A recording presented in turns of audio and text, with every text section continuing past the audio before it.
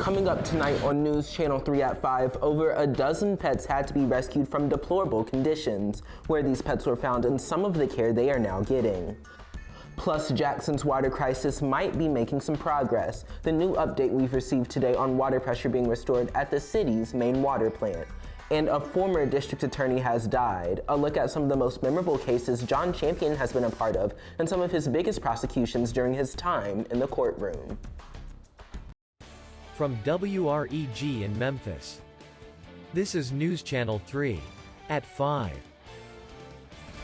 Breaking news off the top tonight at 5, law enforcement has made a huge discovery, hoping to lead them to where Eliza Fletcher is. Our crews were on the scene this morning when police removed a dumpster from an apartment complex just hours after announcing arrest in the case. Hello there, good evening to you. Thanks for joining us tonight. I'm Noah Sershin in for Shay Arthur. There have been major developments in the disappearance of a mother and teacher who has still not been located. We start tonight with the arrest of Cleotha Abston. Tonight, he's charged with kidnapping and tampering with evidence. His arrest comes just 2 days after Fletcher's abduction was caught on camera near the University of Memphis in what police call a violent kidnapping. WREG's Bria Jones has spent the whole day poring over the new developments. She has the latest on what led police to arresting Abston. More than 48 hours after Eliza Fletcher's abduction, police returned here to this South Memphis apartment complex where investigators say her accused abductor, Cleotha Abston, came to hide evidence. In a dramatic chain of events in the Eliza Fletcher abduction, this exclusive video shows a dumpster being towed away from the Longview Garden Apartments in South Memphis with a police cruiser closely trailing behind. Never had nothing like this over here. According to this arrest affidavit, 38-year-old Cleotha Abston is accused of kidnapping 34-year-old Fletcher while she was jogging in the University of Memphis area along Central Avenue around 4:30 Friday morning. This is the last known snapshot of the beloved wife, mother of 2 young boys, and St. Mary's teacher running in a pink athletic top and purple shorts. According to court records, surveillance video shows Abston waited for Fletcher to pass by in a GMC Terrain when he ran aggressively toward her and forced her into the passenger side of the vehicle. Detectives say there appeared to be a struggle, and Abston sat in the parking lot for 4 minutes before driving off with Fletcher. He left behind Champion slide sandals at the scene that officers sent off to the Tennessee Bureau of Investigation. Investigators say DNA tied him to the crime. As for the connection to this dumpster, it was towed away from the complex where Mario Abston, Cleotha's brother, lives. He and another witness told officers hours after the abduction, Cleotha was acting strange when he came to the complex to wash his clothes in the sink and clean the interior of his car with floor cleaner. Court records say investigators believe Fletcher suffered serious injuries in the abduction, and based on these witness statements, Cleotha cleaned up blood left behind. His brother Mario is now facing unrelated gun and drug charges, a shock for neighbors. I wouldn't expect Mario to do nothing like that. His brother, he give me creepy vibes. Like he'll look at you some type of way. Cleotha Abston was later arrested at another apartment complex in Hickory Hill, where investigators say they located the GMC Terrain believed to be used in Fletcher's kidnapping. According to court records, Abston is set to make his first court appearance on Tuesday. For now, reporting in South Memphis, Bria Jones, WREG News, Channel 3. Bria, thanks. We did some digging today on Cleotha Abston and found out that this wasn't his first run-in with the law. Tonight, we've confirmed Abston was charged in the aggravated robbery and kidnapping of a prominent Memphis attorney, Kemper Duran, back in 2000. Abston was a teenager at the time. He was sentenced to 24 years, but according to the Tennessee Department of Corrections, his sentence was expired in November of 2020 when he was released from prison. Now, you want to stay with WREG for continuing coverage on the missing persons case of Eliza Fletcher. Go to our website, WREG.com, for continuing coverage. We'll be sure to bring you new details online and on air as we get them. In a crime alert tonight, a man is fighting for his life after an afternoon shooting. The shooting happened off South Parkway East, that's in South Memphis. Police say the man was taken to Regional 1 Hospital in critical condition. They have not released any suspect information, but as always, if you have any tips that will lead police to put the shooter or shooters behind bars, call Crime Stoppers. New tonight at 5, 33 animals had to be rescued from a Hardeman County home and taken to a care center in Gallatin, Tennessee to be treated. According to the Animal Rescue Corps, 29 dogs and 4 cats were found in a trailer in Pocahontas, Tennessee. Crews were able to safely get the animals out of the deplorable health conditions to a rescue center. After they receive treatment, they will be taken to a shelter to be adopted. Well, we're going to take a break now from a very busy news day. It's also been a very busy weather day, happening now, clearing skies for now, after a very gloomy Sunday and a wet Saturday. But what can we expect for this Labor Day weekend? Weather expert Wnba Nations has the answer. We started off the day with some showers and thunderstorms early in the morning. Then we had some patchy area fog. Now we've begun to see some clearing, but not all locations are seeing sunshine. In our backyard, we do see some blue skies and a few high thin clouds over the area. But in other locations across the News Channel 3 viewing area, especially across northeast Mississippi and for the region to the east of the Tennessee River, we're still tracking some showers and thunderstorms, all associated with an upper air disturbance. Now we have a frontal system that's stalled to our south, and that means we're going to keep rain chances in the forecast along with some cloud coverage for the next several days to come. So that means if you have outdoor plans for tomorrow and you have the day off, go ahead and keep them. Just keep a watchful eye to the sky. Download the News Channel 3 weather app. Tune into News Channel 3. And if you hear thunder roar, you go back indoors. Here's a look at the current temperatures right now. 86 degrees at the hour in Memphis. We're about 10 degrees cooler than this time yesterday. 81 for Dyersburg and 82 degrees in Oxford. Now, once the sun sets around 7:22, we'll lose the 80s and we'll fall back down into the 70s, and that's what we'll wake up to for tomorrow morning. And here's a look at your Labor Day forecast. Go ahead and fire up the grill. We're going to see partly sunny skies right around lunchtime, warm into the upper 80s, similar to what we experienced today with a good mix of sun and clouds. But then in the heat of the afternoon hours, we could track some more of those pesky scattered showers and isolated thunderstorms. More on that in your extended forecast for the week ahead coming up. Wnba, thanks. We're following some breaking news now. The Mississippi Bureau of Investigation has issued an endangered missing child alert for a Pontotoc County teen. The NBI is looking for 16-year-old Elsa Johanna Gabriel Ventura. She is 5'5". She was last seen on the 1200 block of Highway 9 in Pontotoc County, Mississippi, near New Albany, wearing a red and maroon shirt with blue jeans and tennis shoes. If anyone has any information on where Ventura might be, call the Pontotoc County Sheriff's Department at 662-296-2292. The South Haven Police Department is searching for a woman who was last seen Tuesday morning. 46-year-old Tamika Means is described as being bipolar schizophrenic. Police say that she could possibly be in Memphis or Fayette, Tennessee. If you think you've seen this woman, call the South Haven Police Department at 662-393-8652 or email tips@southaven.org. Memphis police have issued a city watch alert for a missing man after they say he left the scene of an accident. Police are looking for 29-year-old Elber Gomez Velasquez. MPD said he was last seen on the 4600 block of Winchester, and police there also said that he was intoxicated when leaving the scene of a crash at the time. Police say that he is about 5'1" and he weighs about 145 to 150 pounds with black hair and brown eyes. Police say he was last seen wearing white boxer shorts and nothing else. If you think you've seen this man, you are urged to call Memphis police at 901-545-COPS. New at 5, family is confirming that former North Mississippi Attorney General John Champion has died. Champion passed away early this morning. He was a proud graduate of the University of Mississippi. He graduated from their law school in 1992. He served as district attorney in the 17th Circuit Court District for the past 20 years. During his time in the courtroom, he was most notably known for the prosecution of Quentin Tellis, the man who was charged in the murder of Jessica Chambers. Chambers was set on fire in 2014. His cause of death has not been revealed at this time. We are learning new information tonight in the Jackson water crisis. The capital city has taken steps to restore normal water service to almost all of its residents there. City leaders say all of Jackson should now have water pressure and most should experience normal water pressure. The output of the O.B. Curtis water plant has increased slightly. Emergency management officials are reporting shortage levels in the water tanks, with several of those reaching almost full capacity. However, people are still urged to follow the boil water notice advisory until there is enough pressure and output to sample that water. Former President Donald Trump is still reacting to the search of his Florida home by the FBI at his first rally since the search warrant was executed. The war of words between former President Trump and President Biden as both rally across the nation ahead of midterms. And families are hitting the road for this Labor Day weekend. We'll explain why the AAA is saying more people are choosing to drive instead of fly this year. Stay with us, we'll be right back.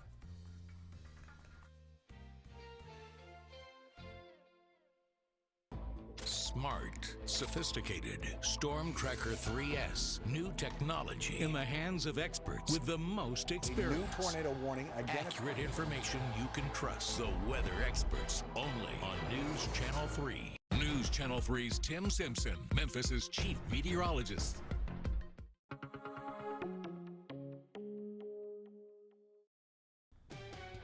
Welcome back. With midterm elections inching closer, President Biden and former President Trump are not holding back when addressing supporters. Skylar Henry has the latest from Washington. President Biden is spending the holiday weekend at Camp David ahead of a busy week on the road and amid an escalating war of words with former President Trump. He's an enemy of the state. You want to know the truth?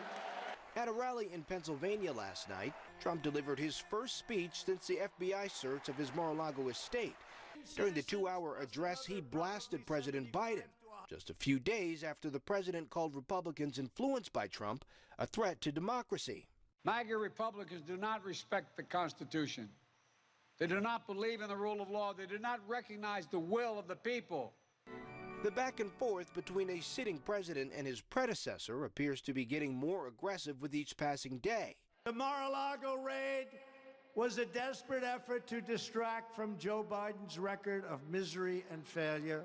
Trump also had harsh words last night about the FBI's search of his Florida home last month. The FBI and the Justice Department have become vicious monsters.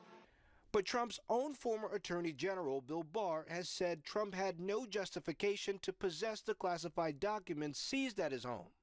I can't think of a legitimate reason why they could be taken out of the government, away from the government. A federal judge is still weighing whether to appoint a special master to review the documents seized at Mar-a-Lago. Skylar Henry, CBS News, Washington. President Biden will travel to Pittsburgh and Milwaukee tomorrow for Labor Day events. In news across the nation, 7 people were shot in Norfolk, Virginia overnight. Many of them were college students at an HBCU in that area. This happened around midnight. At one point, the local trauma center was on lockdown because of crowds moving. Presumably, they were family and friends of those who were attacked. Police say 5 people are expected to be okay, while 2 have life-threatening injuries. There is no word yet on a possible motive. No arrests have been made. 5 adults were injured by gunfire during a shooting in downtown South Charleston, Carolina. The victims were treated at area hospitals for injury that were not considered to be life-threatening. Several people were detained and police have arrested 2 people. Police say 20-year-old Tyvon Davis and a 16-year-old juvenile were taken into custody. The name of that juvenile is not being released. 2 people were killed and 2 others were in critical condition after gunfire broke out after a confrontation between 2 groups at a Northwest Florida supper club Saturday night. 4 people were shot and 1 person was struck with a blunt object at Vic's Supper Club in Palatka, Florida. That's just east of Gainesville. 2 people died of gunshot wounds and 3 other people were hospitalized. Investigators said that the shooting began at around 11:44 p.m. after an argument broke out among a large group gathered outside the supper club. There were no arrests and no description of any available suspects. The Tennessee Highway Patrol has added 9 new troopers. The troopers are fresh graduates from the academy. The agency posted this video to their Twitter page. 5 of the 9 graduates were out-of-state troopers or state police. The other graduates were former THP troopers who rejoined the Tennessee Highway Patrol. THP Cadet Class 922 completed 5 weeks of specialized training, which builds upon their training and experience received as prior law enforcement officers. The recent graduates were assigned to Knoxville, Nashville, Lewisburg, or Fall Branch.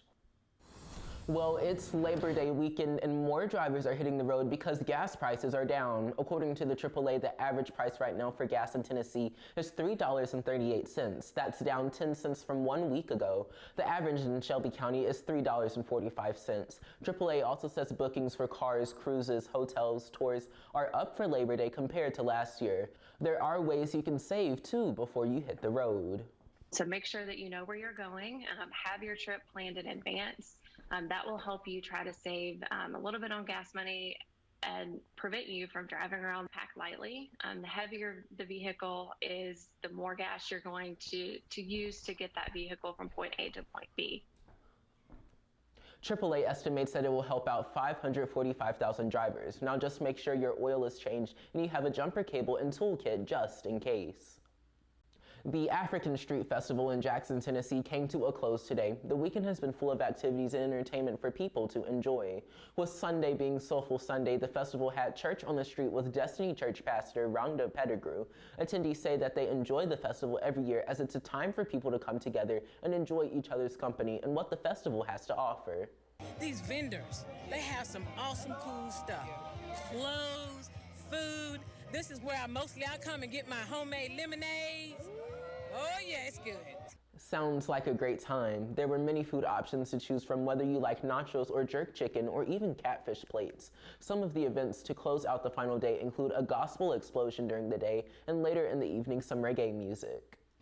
A state of emergency has been declared in Georgia following severe flooding. Rainfall in northwest Georgia has been so heavy, CNN is calling it a 1 in 200 year event. Severe flooding was caused by just a foot of rain. Now the flooding caused roads to be closed and damaged businesses. The Chattanooga Emergency Management Agency urges residents to seek higher ground and stay there until the danger passes.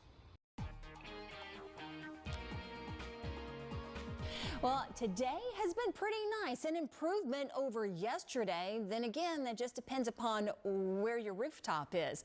Right now, we've got sun on our rooftops in downtown Memphis with blue skies overhead, and we warmed to around 89 degrees, and that is exactly where we should be for this time of the year. And not as much rainfall as what we saw last night. Man, what a lightning show took place during the late night show. And for early morning, we started off the day with some fog, but sunshine took care of that as well. It's currently 86 degrees at the hour in Memphis, and it feels great in Corinth. 77, 81 in Dyersburg, and 86 degrees in Clarksdale, Mississippi. So we really don't have that much of a heat index to talk about. It feels like 88 in Blytheville, 91 degrees in Memphis, and 87 in Oxford. Another reason why it's been so comfortable is we've had winds shifting around from the west around 5 to 10 miles per hour. Lower humidity around 59%, even though your dew points are still in the 70s. Here's what Storm Tracker 3S radar looks like right now. Some skies that are clearing across northeast Arkansas and the Missouri Boot Hill, whereas we still are holding onto the clouds across North Mississippi and tracking some showers and thunderstorms even around Corinth and just to the east of the Tennessee River. For Covington, sunshine, but Summerville, cloudy skies. As we take a look down south, travels take you down to Senatobia and Batesville. They had some showers earlier today and still tracking a little bit of rainfall and non-severe variety, lifting to the east and to the northeast out of Ashland, Faulkner, and moving over to Corinth. Here in Shelby County, we have a clean sweep and should remain that way for the overnight hours, but that doesn't mean we have to put away the umbrellas just yet. Your Labor Day forecast will still be impacted by stationary frontal boundaries and a very slow-moving cold front. Once that front pushes into the Mid-South and moves in and over us, it's going to go stationary, which means we keep the unsettled weather pattern over us. So between now and 10 o'clock, can't rule out a stray shower or two, but much of that is to the east of the News Channel 3 viewing area. We start off the day tomorrow morning. If you saw rainfall today, you could see some patchy area fog once again like we started off this morning. Sunshine will take care of that by the mid-morning hours. By lunchtime, we are in the 80s, and by the afternoon, the mid to upper 80s. Not quite as warm. Again, some extra cloud coverage and the hit or miss scattered showers. They will be widely scattered. And here's a look at where we think the rainfall totals will take place. Bolivar could pick up about an inch of rainfall. Corinth over an inch and a half. Again, it's the eastern half of the News Channel 3 viewing area. So your forecast for this evening, mostly cloudy skies with patchy area fog toward daybreak. And your Labor Day forecast, for most of us, it's going to be pretty nice. But again, if you hear the thunder roar, you go back indoors. We're still calling for partly sunny skies and a chance of storms with your afternoon highs in the 80s. A look over the next several days does show a benefit of tracking more clouds clouds and rain. We hold our temperatures steady in the 80s. And as we take a look at the latter part of the week and sneak peek into next weekend, we could even find the mid-80s for afternoon highs and the overnight temperatures in the 60s and the 70s. So an unsettled weather pattern keeping rain chances on the forecast a little each day, but still not unbearable and seasonal for this time of the year. Those 80s are a welcomed relief. Thanks, Wnba. Still to come on News Channel 3 at 5, migrants who come to the United States have dreams about what opportunities a new country will give them. But a migrant who became an astronaut now gets a school named in his honor. The inspiration this astronaut wants to give other students on the other side of the break. Welcome back. An astronaut in Stockton, California gets a school named in its honor. The astronaut came from humble beginnings as a migrant farm worker to the United States, later to become an astronaut. Marley Genter shares his story and shows how he wants to inspire the next generation.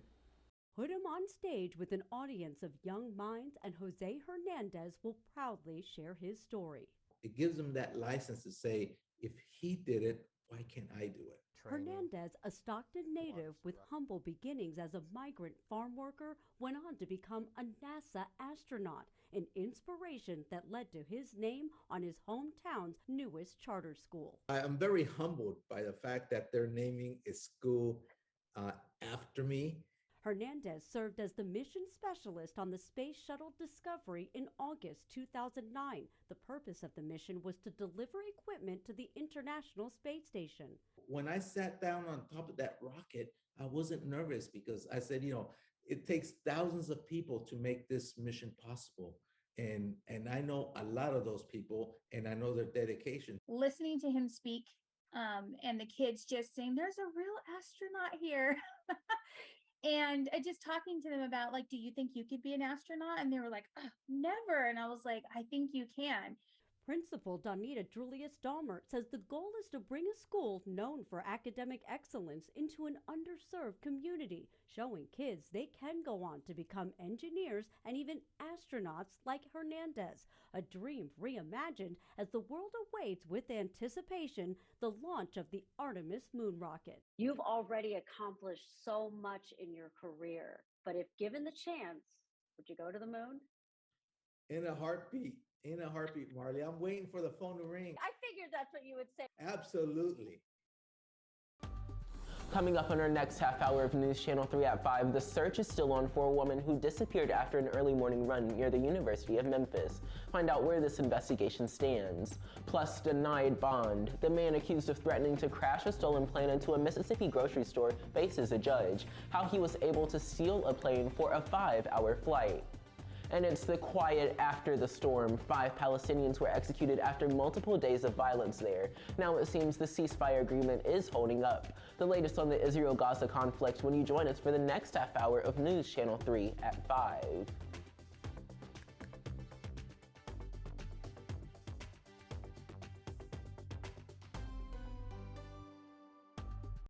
Number 1 5 p.m. newscast, WREG News Channel 3.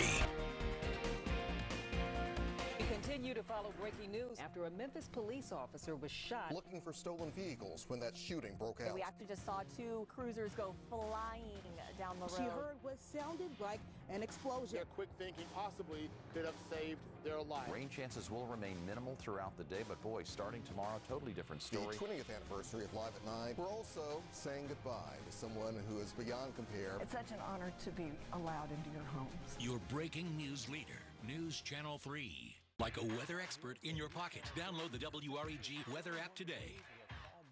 From WREG in Memphis, this is News Channel 3 at 5.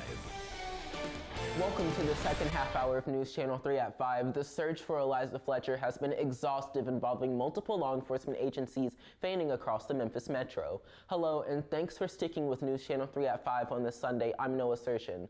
Take a look at this map behind me. Now this shows the locations where there has been a large police presence, but detectives have not officially confirmed if these searches are in relation to Fletcher Fletcher's disappearance. And you can see on this map that this search stretches all the way from Midtown all the way out to South Memphis. Our crews have been following along with investigators every step of the way. WREG's Jordan James is live tonight in South Memphis at the Pine Hill Community Center, where there has been a large police presence. And Jordan, I know police have confirmed to us that they are following up on a tip, but have they given any word on what this could be about?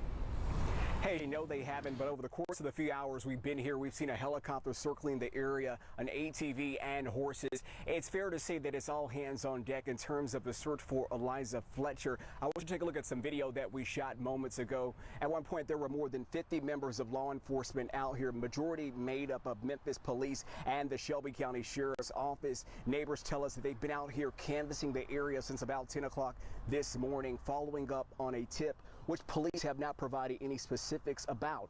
Another site that investigators spent time at is Martin Luther King Riverside Park, located near I-55, which we believe is a part of the investigation into finding her. Over the last 2 days, Memphis police tell us they have been looking into a number of tips. Many in the community say they're just hoping that one will stick that can bring her family a sense of closure. I hope that they find her alive, because she got people that love her, you know.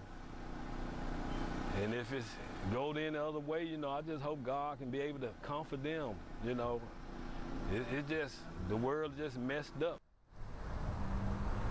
Police have arrested and charged 38-year-old Cleotha Abston in connection to Fletcher's disappearance. Investigators believe he had forced her into a vehicle and likely inflicted harm on her. Back out here at this hour, we're still waiting to find out where MPD is at in terms of the investigation into trying to find her. Coming up on the news at 10, we will have the very latest as this story continues to develop. Reporting here live in South Memphis, Jordan James, WREG News Channel 3.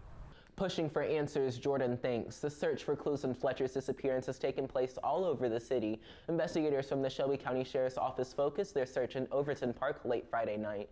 There's no word on if they found anything or what exactly they were looking for. Deputies told our crews that they were helping MPD with an investigation. We were also on the scene with law enforcement last night as they searched a McDonald's on Perkins and Quince. Our crews say multiple officers were in tactical gear. Memphis police still have not said what teams there were doing or if the location of the search was related to Fletcher's disappearance.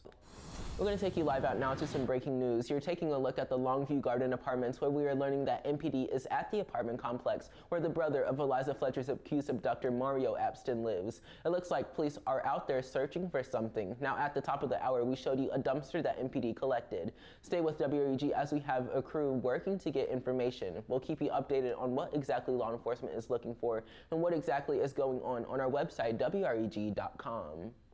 This half hour, we are focusing on the accused kidnapper's brother, Mario Abston. New today, we have learned that he has also been arrested on multiple charges after a search warrant.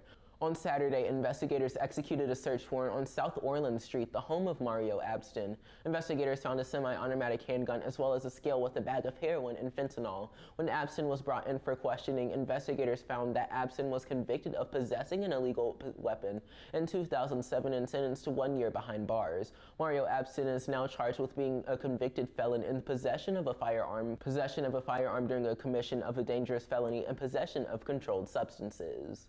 Let's recap what we know in the abduction case of Eliza Fletcher. The avid runner and kindergarten teacher at St. Mary's Episcopal School was abducted at 4:20 in the University of Memphis area Friday morning while out on a run.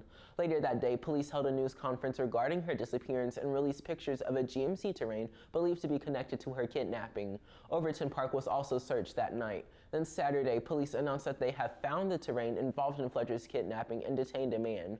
Early this morning, police announced that Abston has been charged in Fletcher's kidnapping. Abston has not told police where Eliza Fletcher might be. Now, as always, stay with WREG on air and online as we continue to unravel new information. In a crime alert at 5:30, West Memphis police have arrested and charged a man in the fatal shooting of a 2-year-old that took place in June. A warrant was issued for Kylan Kamen Jackson on charges of capital murder, terroristic act, and battery after police say that he shot the 2-year-old boy and the boy's mother on June 16th. The child later died from his injuries at the hospital. Jackson was taken into custody on Saturday. He was also charged with terroristic threatening and aggravated assault on a separate incident. Also in a crime alert tonight, U.S. Marshals say a man wanted from Tupelo, Mississippi Mississippi is in custody. Dallas County, Alabama authorities captured and arrested Edward Bush Jr. this morning. He is accused of killing his cousin and shooting his brother in Greenwood last Tuesday. We turn now to some breaking news we are following from Canada, where 10 people were killed and several others were injured in a stabbing rampage. It happened in 13 different locations in 2 different communities in Saskatchewan. Royal Canadian Mounted Police say that they have launched manhunts for those 2 people you see on your screen right now and across 3 western provinces. Israel has opened border crossings into the Gaza Strip as its ceasefire continues with Palestinian militants appears to be holding. It's a truce that follows 3 days of violence that left dozens of Palestinians dead. It was an Egyptian brokered ceasefire announced on Sunday evening, and Israeli officials have been targeting Islamic Jihad militant groups in the Gaza Strip. They say that they killed several high-ranking militants in their strike. Palestinians counter that 44 people died in those strikes, including 15 children. We're learning new information tonight in the case of a rogue pilot who circled North Mississippi for hours yesterday morning before crash landing in a bean field. Corey Patterson is accused of stealing a plane from the Tupelo airport. He appeared in court today. He faces grand larceny charges and is accused of making terroristic threats. Police say he threatened to crash the plane into a Walmart. The store was evacuated. Patterson is now behind bars without bond. And still, we're tracking showers and isolated thunderstorms of the non-severe nature across northeast Mississippi and just east of the Tennessee River. So if your travels take you east on I-40 toward Jackson, you'll run into some scattered showers. But the rest of us will find improving conditions, if not holding on to mostly cloudy skies, but quiet in the overnight hours. Now, don't put away the umbrellas because we're still tracking a system that has turned stationary for the Mid-South. That means more unsettled air above us and more triggers for scattered showers and late afternoon to early evening thunderstorms. In the heat of the day, here's a look of what feels and looks like outdoors right now on the banks of the mighty Mississippi. While we see some clouds and blue skies, the rainy weather pattern is going to be with us for the next week ahead. That means scattered showers and isolated thunderstorms, extra clouds, but a benefit of cooler temperatures. Here's a look at the temperatures right now that'll greet you once you do step outside. 86 for Memphis, but cooler in Corinth, around 79 degrees, 81 in Dyersburg, just turned 82, and around 86 degrees in Clarksdale, Mississippi. Over the next 12 hours, around 7:22 is sunset and will fall out of the 80s and back into the 70s. But what does a week ahead have in store for us? Well, I'm giving you a little bit of a hint, but we'll go into greater detail in your full weather forecast. Thanks, Wendy. We'll see you in a few. In Education Matters, a state representative has sent a letter to multiple Tennessee colleges telling them to not include LGBTQ students under the Title IX discrimination laws. The letter from State Representative John Reagan was sent to 11 universities in the state. Now, this letter tells colleges to not include LGBTQ students as a protected class under the Title IX anti-discrimination program. That goes against guidance issued by the Department of Education earlier this year, which was blocked by a Knoxville judge. This letter does not require the universities to take action. It does advise of possible repercussions for schools who include LGBTQ students in their anti-discrimination policies. Students at Robb Elementary School in Uvalde, Texas are preparing to go back to the classroom, but one Texas college is showing support for the schools in that area. Coming up next on News Channel 3 at 5:30, we'll show you just how much support the school is getting. Also, do you see news happening in your neighborhood? Well, us here at WREG would love to hear from you. Call us at 901-543-2333. Email us at newstips@wreg.com, or you can just message us on our Facebook page. We'll be right back.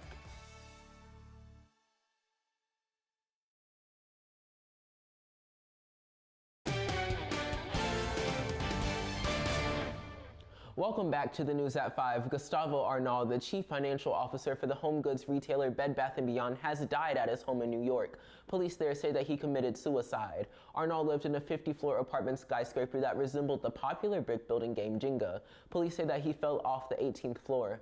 Arnold joined Bed Bath & Beyond in 2020. His death came just 2 days after the company announced that it would be closing 150 of its stores and lay off 20% of its staff. Looking ahead, the U.S. Postal Service will be holding a job fair for open positions across Desoto County. These jobs include positions with starting pay ranging from $18.92 to $19.50. The job fair is set for Wednesday, September 7th at the Olive Branch Post Office on Mid-South Drive. It will run from 9 a.m. to 1 p.m. Also looking ahead, the Southern Heritage Classic will get underway, but parking there always seems like a nightmare with parking lots packed with thousands of fans. Organizers there say that the ongoing redevelopment of Liberty Park means that you should come prepared. All stadium lot parking tickets are pre-sold and only accessible with the appropriate parking pass. Parking at the Southern and Hollywood lot will cost $20 per vehicle on Friday and $30 per car on Saturday. Tailgating will not be permitted. If you would like to tailgate, parking at the Toby Park will cost you $20 per vehicle. In Money Matters happening right now, applications for the Tennessee Achieves grant are now open. The $1,000 grant is given out to cover those costs for college expenses not included in the Tennessee Promise Scholarship. It includes book supplies and living expenses like transportation and food. You can get the application online using the link you see on your screen. The small town of Uvalde, Texas got a show of support from Houston. Now this was all leading up to its big home opener for the Uvalde High School team. Janelle Beluta from our sister station in Houston shows us how the team received a big surprise from the Houston Texans. It's Friday Night Lights in Texas, where football is less of a sport, more of a religion. Usually everybody closes up shop on Friday nights here. But in the town of Uvalde, after months of grief, this is much more than just a game. For them to be able to go and get together and not over something bad, but over something good, it means the world to them.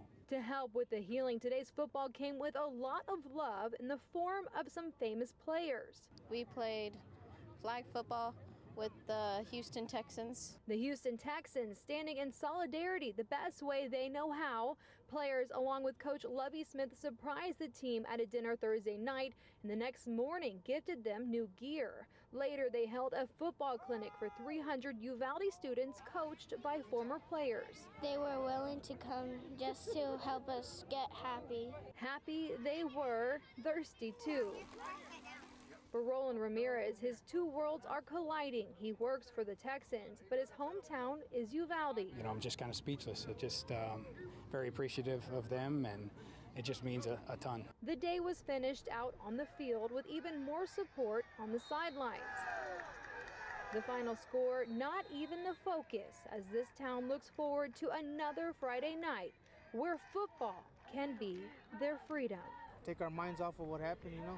For at least 3 hours every Friday night, we can forget about what happened, or not forget, but not dwell on it, and we can just go be a normal community again. Neighbors helping neighbors. The Houston Texans will continue their support by wearing Uvalde Strong decals on their helmets at their next game when they take on the Indianapolis Colts for their next season home opener. Well, a lot of folks are going to be firing up the grill for tomorrow, Labor Day. If you're lucky enough to have the day off, the big question is the weather going to cooperate for you to put some steaks or some hot dogs out there on the grill? Right now, it's okay for that. It's great for an evening stroll, not tracking rainfall like we saw about this time yesterday. In fact, very little rain for the Mid-South for today, just depending upon where you live. 89 degrees, that was today's afternoon high, and that's exactly where we should be for this time of the year. Over the next several days, we'll hold tight to the 80s. That's because we're going to track more showers and thunderstorms in the heat of the afternoon hours. Currently, it's 86 degrees at the hour in Memphis, 82 in Dyersburg, and 86 degrees in Clarksdale, Mississippi. Factoring a little bit of humidity in, it feels like 91 in Memphis, 85 in Oxford, and 88 degrees in Blytheville, Arkansas. Now, let's take a look at the wind direction, because earlier we had winds out of the south and that brought the humidity levels up. But right now they've switched around to the west at 7 miles per hour, and your humidity is holding steady around 59%. As we check in with Storm Tracker 3S radar, we're still holding on to satellite imagery, but the heavier rainfall is just to the east of the News Channel 3 viewing area, closer to the Tennessee River. Hardin County in Tennessee picked up over 4 inches of rain in just a few hours. So they've been dealing with a lot of flash flooding in that neck of the woods, but here closer to home, Shelby County, West Tennessee, North Mississippi, and East Arkansas, we've had passing clouds here and there, but not as much rainfall as what we're seeing across Northeast Mississippi as all of this lifts up to the east and to the northeast, away from the News Channel 3 viewing area. So partly to mostly cloudy skies in the overnight hours. It'll be quiet, and we'll wake up tomorrow morning and repeat the process over again as a frontal system drops down and turns stationary over us, stays around for the next several days, which means we're going to keep rain chances in the heat of the afternoon hours. Let's take a look at what the models are showing us. By 10 o'clock tonight, a lot of the rain still remains off to our east, and temperatures will be in the 70s. We wake up tomorrow morning 68 to 72 degrees, feeling great. It's quiet, could even see some patchy area fog, especially near the Tennessee River where they've seen all the rainfall. Now, right around lunchtime, temperatures will begin to warm back into the mid to upper 80s. Tomorrow's afternoon highs will hold steady in the mid 80s, and that's when I think we could see some showers and thunderstorms begin to develop between 2 o'clock and around 7 o'clock tomorrow night. And then after sunset, we'll see that rain taper off. Not everyone receiving rainfall, but Bolivar could pick up anywhere between an inch of rain and Corinth over an inch and a half. So for tonight, 70 degrees, mostly cloudy skies with patchy area fog that'll burn off by mid-morning. Your Labor Day forecast is going to be nice, but you might want to keep a watchful weather eye to the sky. We'll track some more scattered showers and chance of storms in the afternoon hours with your highs in the 80s. And over the next several days, 80s are going to be the average temperature. Around 88 on Tuesday, 85 on Wednesday. Keep rain in the forecast over the next several days, and sneak peek into next weekend does show a mix of sun and clouds. We could even see the mid-80s Saturday and into next week as well. Overnight temperatures in the 60s and the lower 70s. Thank you, Wendy. All right, coming up next in sports, the Memphis Tigers didn't pull out a win in Starkville last night, but they are keeping the hope alive. We'll show you how after the break. Plus, if you would like today's top stories sent directly to your inbox, sign up for the WREG newsletter today. Visit our website, WREG.com, or scan the QR code you see on this monitor right next to me. Sports is next. We'll be right back. Stay with us. We continue to follow breaking news after a Memphis police officer was shot. Looking for stolen vehicles when that shooting broke out. We actually just saw two cruisers go flying down the road. She heard what sounded like an explosion. Their quick thinking possibly could have saved their life. Rain chances will remain minimal throughout the day, but boy, starting tomorrow, totally different story. The 20th anniversary of Live at 9. We're also saying goodbye to someone who is beyond compare. It's such an honor to be allowed into your homes. Your breaking news leader, News Channel 3. Like a weather expert in your pocket. Download the WREG weather app today.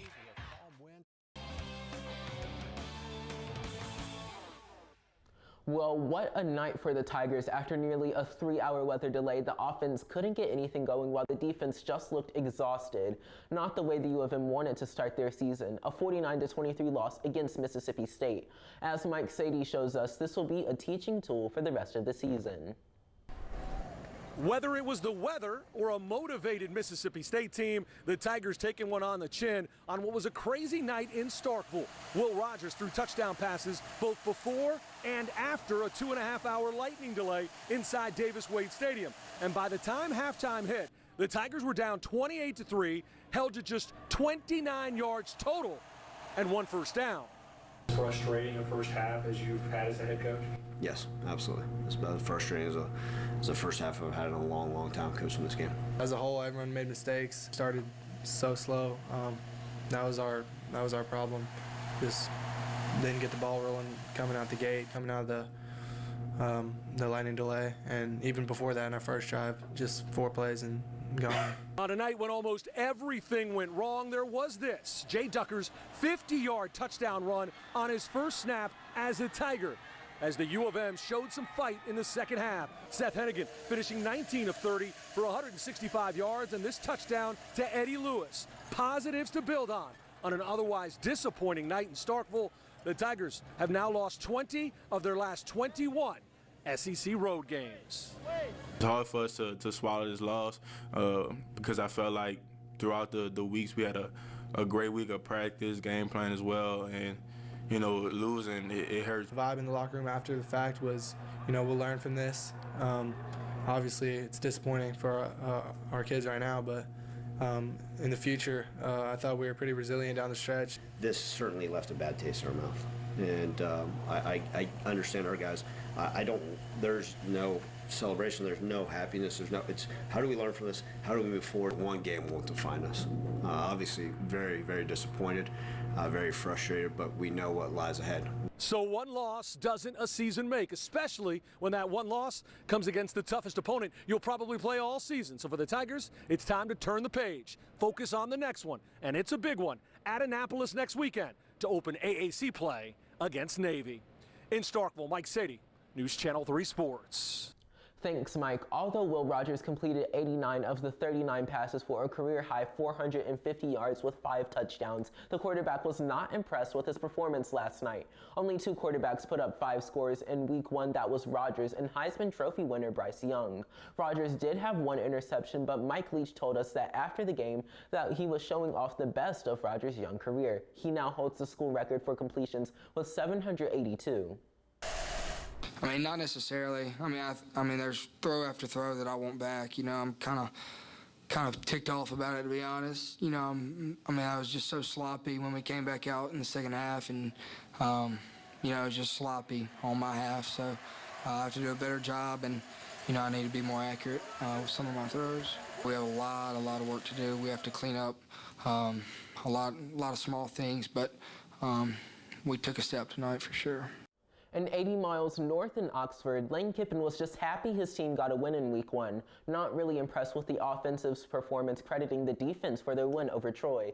The USC transfer Dart got the start yesterday. He went 18 of 27 from 150 yards. He had an interception, but he also rushed 40 yards on 4 carries, and the Rebels 28-10 over the Trojans. The plan for next week is to give Luke Altenmeyer the start, with Dart coming off the bench for Kiffin, who is still too close to name a true starter. It's so even, and we need to see you play. You know, it was the NFL, that's why they have preseason games. And so we said we were going to go first with one today and then first with the other one.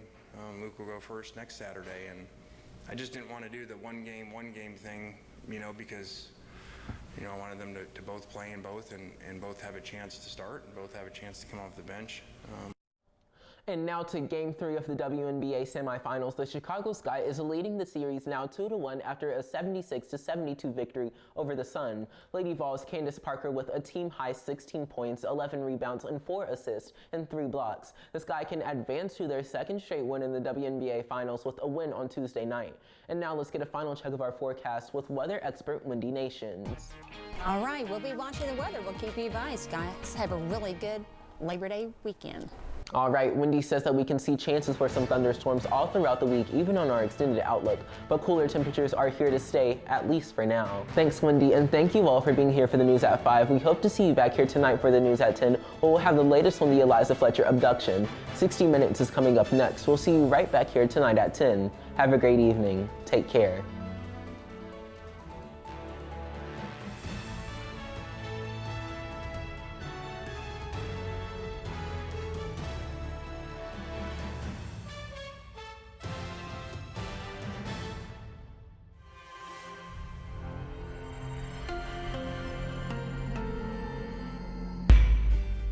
This portion of News Channel 3 sponsored by We Buy Houses, locally owned and operated by the Reedy family for over 30 years in Memphis.